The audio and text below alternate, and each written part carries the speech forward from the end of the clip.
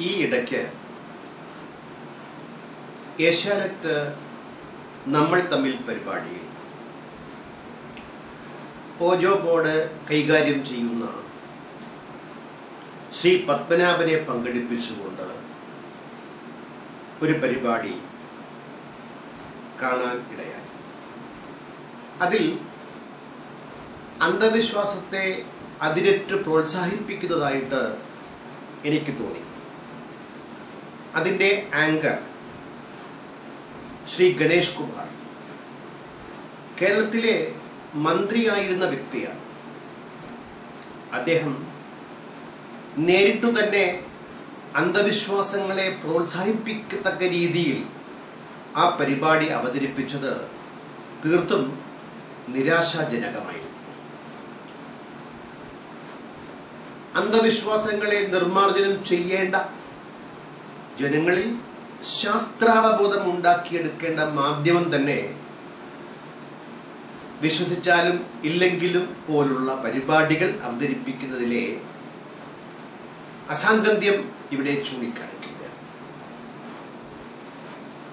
എന്നാൽ reporter channel ഈ ഇടയ്ക്ക് അവരുടെ കാണാത്ത കേരളം എന്ന പരിപാടിയിൽ ഈ പത്മനാഭനെ പങ്കെടുപ്പിച്ചുകൊണ്ടുള്ള ഓജോ ബോർഡിനെ അനാവരണം ചെയ്യുന്ന ഒരു പരിപാടി. നമസ്കാരം, കാണാത്ത കേരളത്തിലേക്ക് സ്വാഗതം. ഈ കാണാത്ത കേരളം തീർച്ചയായിട്ടും കേരളം കാണേണ്ട കേരളമാണ്. കുറെ കാലമായിട്ട് അവര് കേരളത്തിലെ അന്ധവിശ്വാസങ്ങളെ തേടിപ്പിടിച്ച്, അതും നിലനിൽക്കുന്ന അന്ധവിശ്വാസങ്ങളെ തേടിപ്പിടിച്ച് അനാവരണം ചെയ്യുന്നത് തീർത്തും ശ്ലാഘനീയമായ ഒരു കാര്യമാണ്. ആ കാണാത്ത കേരളം പരിപാടിയിൽ പത്മനാഭനെയും ഓജോ ബോർഡ് കൈകാര്യം ചെയ്യുന്ന മറ്റൊരു വ്യക്തിയെയും അവർ പൊളിച്ചടുക്കി എങ്കിൽ തന്നെയും സമയക്കുറവ് കൊണ്ടായിരിക്കാം അതിൽ ശാസ്ത്രീയമായ വശങ്ങൾ വിശദീകരിച്ചു കണ്ടില്ല. അതാണ് ഈ ഉദ്യമത്തിന് എന്നെ പ്രേരിപ്പിച്ച ഘടകം. തിരുവനന്തപുരം നഗരമധ്യത്തിൽ തന്നെ പ്രവർത്തിക്കുന്ന ഇന്റർനാഷണൽ സ്പിരിച്വൽ റിസർച്ച് ഫൗണ്ടേഷനിലേക്കാണ് കാണാത്ത കേരളത്തിന്റെ ഇന്നത്തെ ആദ്യ യാത്ര. ഡോക്ടർ എം പത്മനാഭനാണ് ഈ കേന്ദ്രത്തിന്റെ ഡയറക്ടർ. വർഷങ്ങളായി ഓജോ ബോർഡിൽ പരിശീലനം നൽകുന്ന പത്മനാഭൻ ആത്മാക്കളുമായി നിരന്തര സമ്പർക്കം പുലർത്തുന്നെന്ന് അവകാശപ്പെടുന്ന വ്യക്തിയാണ്. നിരവധി പ്രവചനങ്ങളും പത്മനാഭൻ നടത്തിയിട്ടുണ്ടത്രേ. ഓജോ ബോർഡിൽ പരിശീലനം നേടിയവരുടെ വിവരങ്ങളടക്കം പത്മനാഭന്റെ വെബ്സൈറ്റിലുണ്ട്. ഓജോ ബോർഡ് സംബന്ധിച്ച കേട്ടറിവുകളുമായാണ് ഞങ്ങൾ പത്മനാഭനെ തേടിയെത്തിയത്. നമ്മളിവിടെ ചർച്ചയ്ക്കെടുക്കുന്നത് തീർച്ചയായിട്ടും ഓജോ ബോർഡ് തന്നെയാണ്. എന്താണ് ഓജോ ബോർഡ്? അതിൻ്റെ ചരിത്രം എന്താണ്?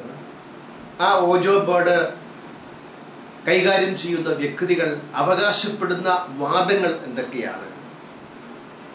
അത് കളിയാണോ കാര്യമാണോ?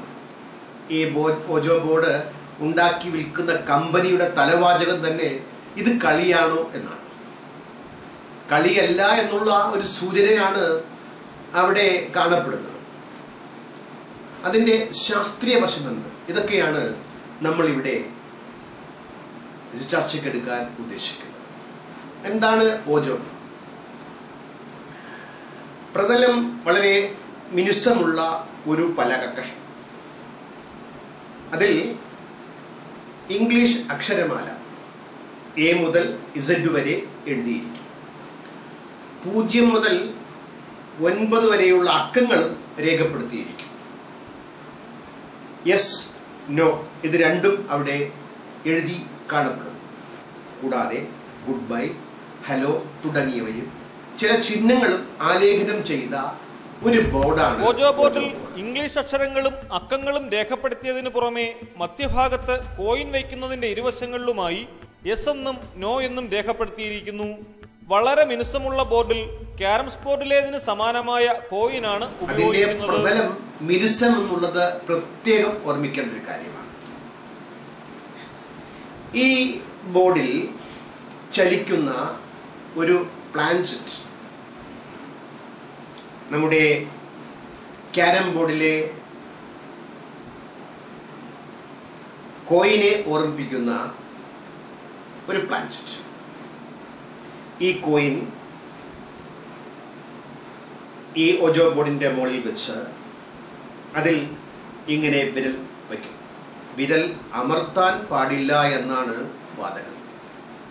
എന്നിട്ട് ഒരു വിളക്കോ മെഴുകുതിരിയോ കത്തിച്ചു വയ്ക്കുന്നു. പത്മനാഭൻ ഇത് ചെയ്യുന്നില്ല, അത്രയ്ക്കും പുരോഗമനം.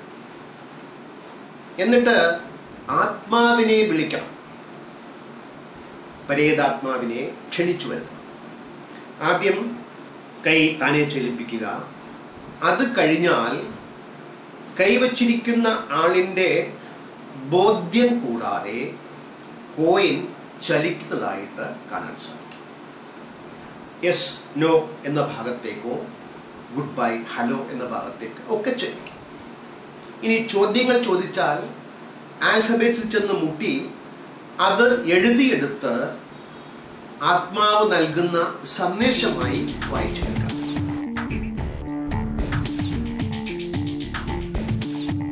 ഇപ്പോൾ വരുന്ന ഫീൽ എന്ന് പറഞ്ഞാൽ മരുന്ന് കാച്ചുന്ന ഒരു എണ്ണയുടെ മണം വരുന്നു.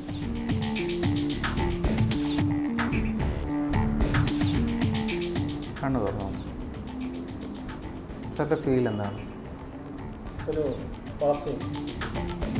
സാറിൻ്റെ അറിവോടുകൂടി സാറിൻ്റെ സമ്മതത്തോടു കൂടിയാണോ ഈ ഒരു നീക്കം ഉണ്ടായിട്ടുള്ളത്? സാർ എന്ത് ഫീൽ ചെയ്യുന്നത്?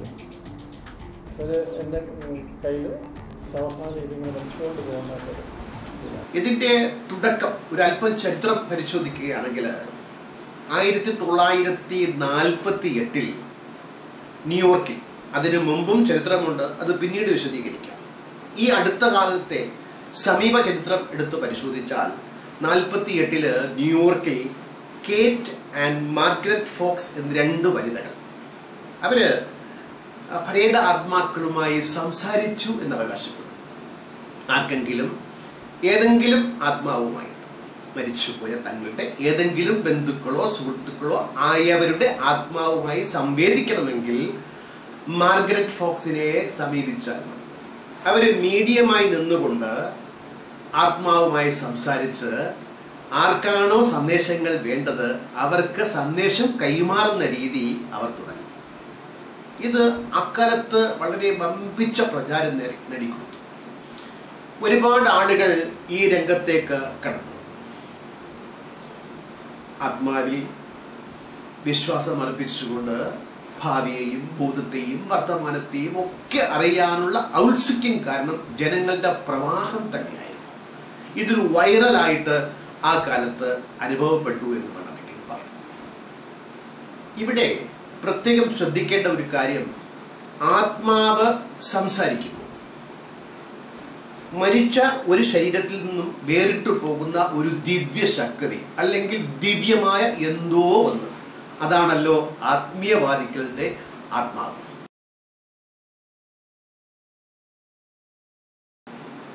ഇങ്ങനെ ഒന്ന് ശാസ്ത്രം തീർത്തും തള്ളിക്കളഞ്ഞു, യാതൊരു സംശയവും കൂടാതെ തള്ളിക്കളഞ്ഞ ഒന്നാണ് ഈ ആത്മാവ്. ഇതുവരെ തെളിയിക്കപ്പെടാൻ സാധിക്കാത്ത ഒന്നാണ് ആത്മാവ്. മരണപ്പെട്ട വ്യക്തി എന്ന് പറയുമ്പോൾ എന്താണ് മരണം? ആധുനിക ശാസ്ത്രം മരണത്തെ കാണുന്നത് ബ്രെയിൻ ഡെത്ത്, മസ്തിഷ്ക മരണം. മസ്തിഷ്ക മരണം സംഭവിച്ചാലും വ്യക്തിയുടെ സെല്ലുകൾ മരിക്കാതെ നിലനിൽക്കും. നമ്മുടെ നേത്രദാനം, നമ്മൾ നേത്രദാനം ചെയ്യുന്നത് മരിച്ച വ്യക്തി 6 മണിക്കൂറിനുള്ളിൽ നേത്രദാനം ചെയ്താൽ മതിയാണ്. മരിച്ച വ്യക്തിയിൽ നിന്നും 6 മണിക്കൂറിനുള്ളിൽ കണ്ണ് എടുത്തു മാറ്റിയാൽ മതിയാകും.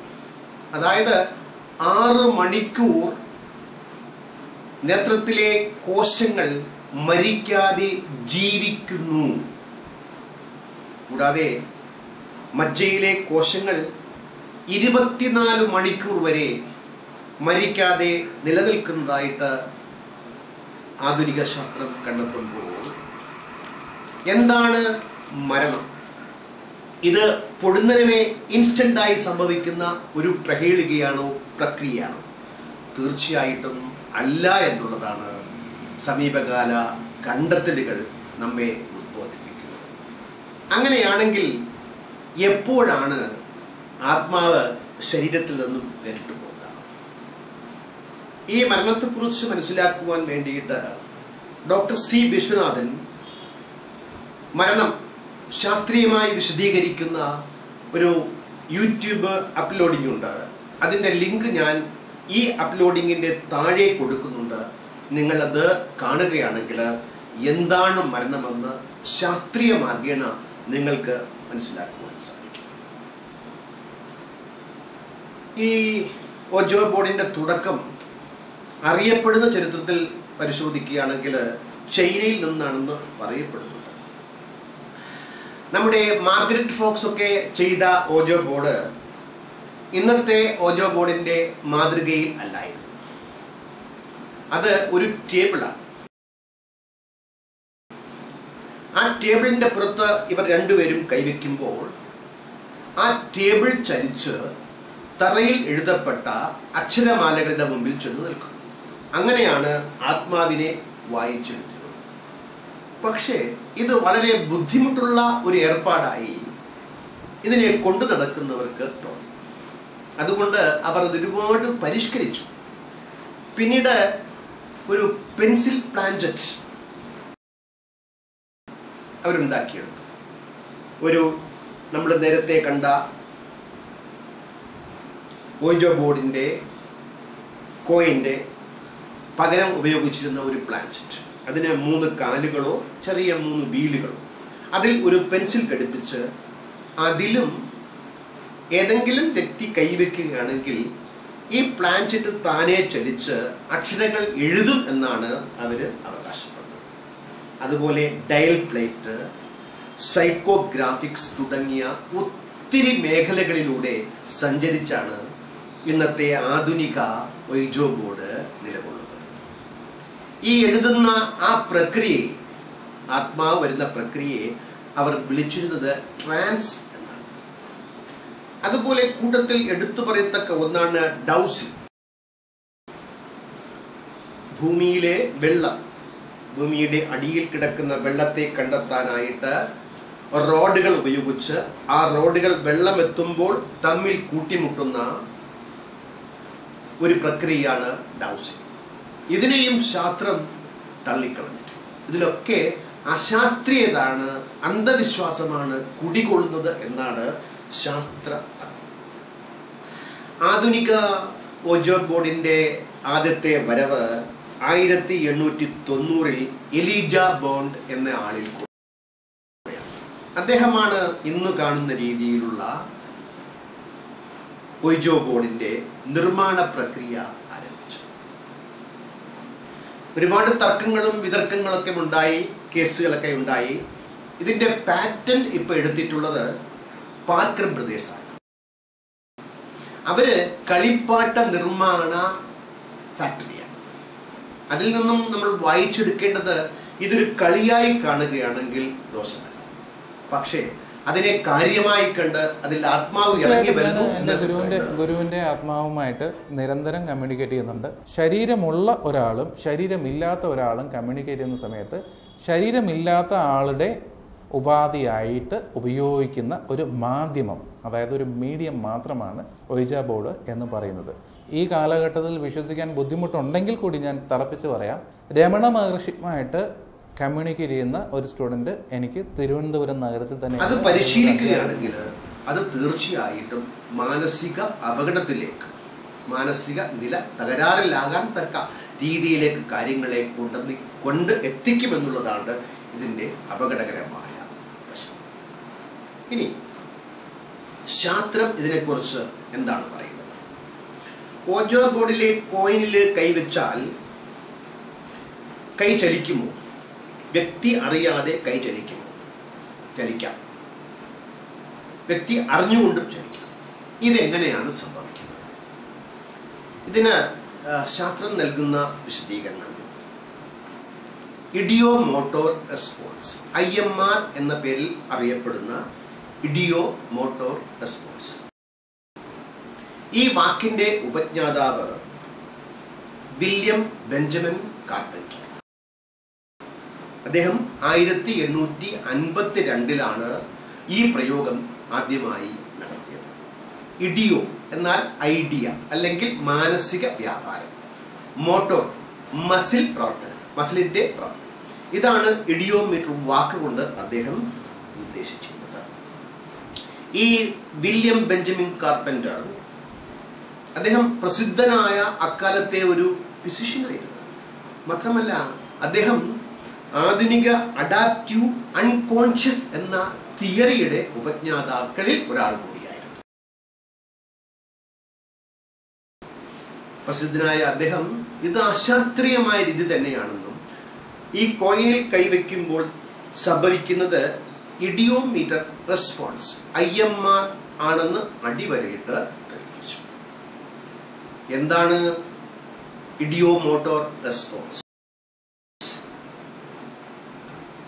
ചില ഉദാഹരണങ്ങൾ കൊണ്ട് അത് എളുപ്പം നമുക്ക് മനസ്സിലാക്കുവാൻ സാധിക്കും. നമുക്കൊരു വേദന ഉണ്ടാകുകയാണെങ്കിൽ നമ്മുടെ അറിവിനും സമ്മതത്തിനും കാത്തു നിൽക്കാതെ നമ്മുടെ മസിലുകൾ പ്രതിപ്രവർത്തിക്കും. അതിന് നമ്മുടെ ബോധ സൂചനകൾ അവിടെ ആവശ്യമില്ലാതെ വരുന്നു. അതുപോലെ തന്നെ വൈകാരികമായ ഒരു അവസ്ഥ ഉണ്ടാകുകയാണെങ്കിൽ ബോധപൂർവമല്ലാതെ നമ്മുടെ കണ്ണിൽ നിന്നും കണ്ണുനീർ ഇറ്റുവീഴാം.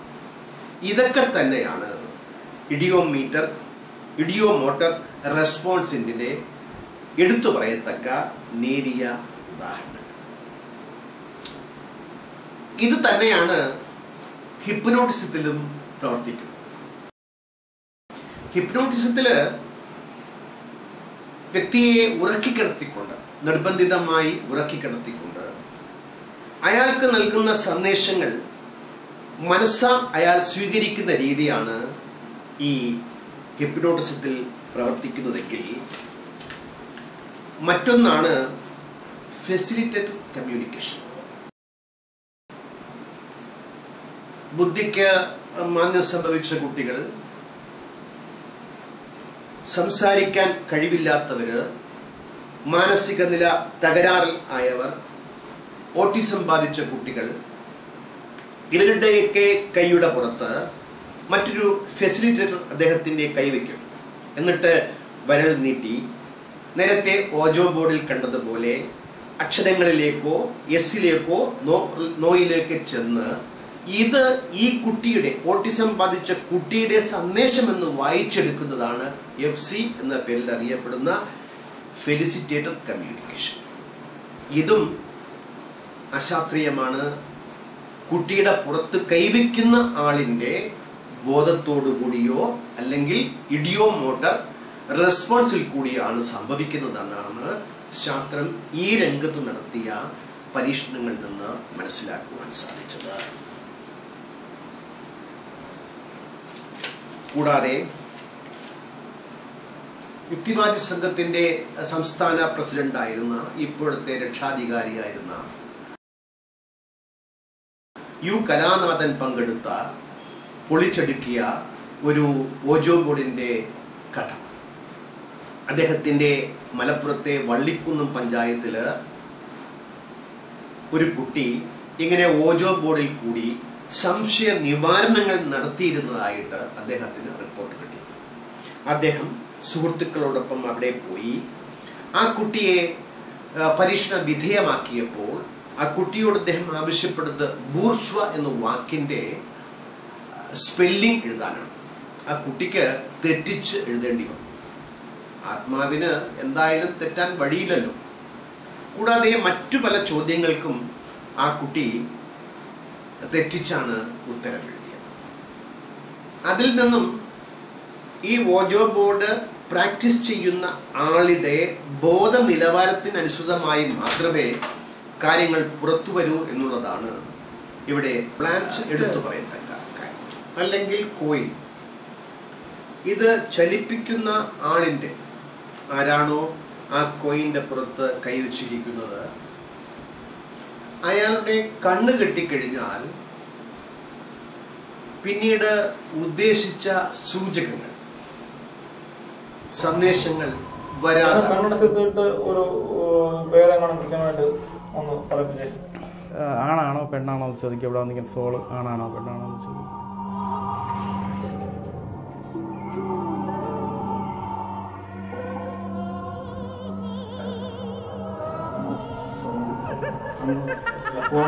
അല്ല, പുള്ളി ഡൗട്ട് കാരണം എത്തി എന്ന് വിചാരിച്ചു. പുള്ളി എത്തി എന്ന് വിചാരിച്ചു. അതാണ് പറഞ്ഞത്.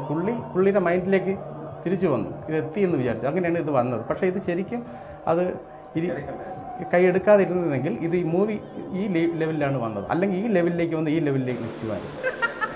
തീർച്ചയായിട്ടും ആത്മാവാണ് അവിടെ സന്ദേശങ്ങൾ നൽകുന്നതെങ്കിൽ പ്ലാൻചെറ്റിലോ കോയിന്റെ പുറത്തോ കൈവച്ചിരിക്കുന്ന ആളിന്റെ കണ്ണ് കെട്ടിയാലും സന്ദേശങ്ങൾ വരേണ്ടതാണ്. കൈവച്ചിരിക്കുന്ന ആൾക്ക് അറിയാവുന്ന കാര്യങ്ങൾ മാത്രമാണ് സന്ദേശമായി വരുന്നത്. അറിയാത്ത കാര്യങ്ങൾ കൂടി ആത്മാവാണെങ്കിൽ കൈവച്ചിരിക്കുന്ന ആളിന് അജ്ഞാതമായ കാര്യങ്ങൾ കൂടി സന്ദേശമായി വരികയാണെങ്കിൽ മാത്രമേ അവിടെ ആത്മാവ് വന്ന് പ്ലാൻചെറ്റിനെ നീക്കുന്നു എന്ന് നമുക്ക് അനുമാനിക്കാൻ സാധിക്കുകയുള്ളൂ. പരീക്ഷണങ്ങളിൽ നിന്നും ആ ഫെസിലിറ്റേറ്റർ, കൈവച്ചിരിക്കുന്ന ആൾ അറിയാവുന്ന കാര്യങ്ങൾ മാത്രമാണ് സൂചകമായി നൽകുന്നത്. ഇക്കാര്യത്തിൽ അടുത്ത കാലത്ത് വന്ന 1-2 ശാസ്ത്രീയ നിഗമനങ്ങളെ നമുക്കിവിടെ പരിചയപ്പെടാം. Scientific test by the English scientist Michael Faraday, the French chemist Michael Eugene Chevreul, and the American psychologist William James and Ray Hyman have demonstrated that many phenomena attributed to spiritual or paranormal forces or mysterious energies are actually due to ideomotor action. ഇവിടെ കാണപ്പെടുന്ന mysterious energies, ഭാവാത്മകമായ അതിശയകരമായ എനർജികൾ, കോയിനെ പ്ലാൻചെറ്റിനെ ചലിപ്പിക്കുന്ന energy തീർച്ചയായിട്ടും ideomotor ആക്ഷനായിട്ട് Michael ഫാരഡേയും Michael Eugene ചെവറിയോളും William ജെയിംസും ഹൈമാനും റിപ്പോർട്ട് ചെയ്യുന്നു. These tests demonstrate that honest, intelligent people can unconsciously engage in muscular activity that is consistent with their expectations. ഇവിടെ കോയിന്റെ പുറത്ത് കൈവയ്ക്കുന്ന ഹോണസ്റ്റ് ആയിട്ടുള്ള ആളുകൾക്ക് വരെ അവരുടെ തോന്നലുകൾ അവരറിയാതെ ചലനങ്ങളായിട്ട് ഇഡിയോമോട്ടോർ ആക്ഷനായിട്ട് സംഭവിക്കുന്നു. അവരുടെ താല്പര്യങ്ങളും അവർ ഉദ്ദേശിക്കുന്നതും ഒക്കെയാണ് സന്ദേശമായി കോയിൻ എത്തുന്ന പദാവലിയിൽ കൂടി നൽകപ്പെടുന്ന സൂചന. They also show that suggestions that can guide behavior can be given by subtle clues. ഇവിടെ ശ്രദ്ധിക്കേണ്ട ഒരു കാര്യം,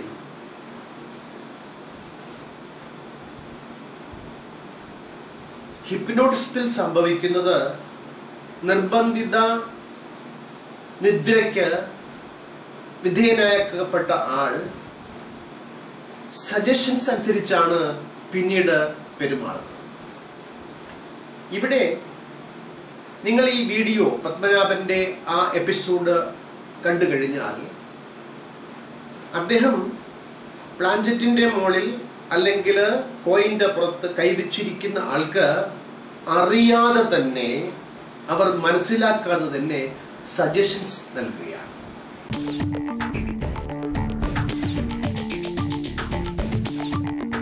ചൂണ്ടുവിരൽ തുമ്പ് ചെറുതായി കോയിനിൽ സ്പർശിക്കുകയേ ചെയ്യാവൂ. വിരൽ അമർത്തിപ്പിടിച്ചാൽ കോയിൻ ചലിക്കില്ല. ഇത്രയും ബലം വേണ്ട. നമ്മൾ ബലം പിടിച്ചു കഴിഞ്ഞാൽ നമ്മളെക്കാളും പവറില്ല അവർക്ക്.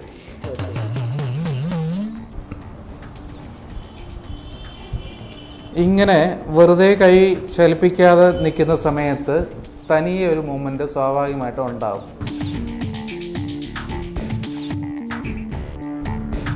ഇവിടെ അത് നീങ്ങാനുള്ള പ്രഷർ മാത്രം മതി.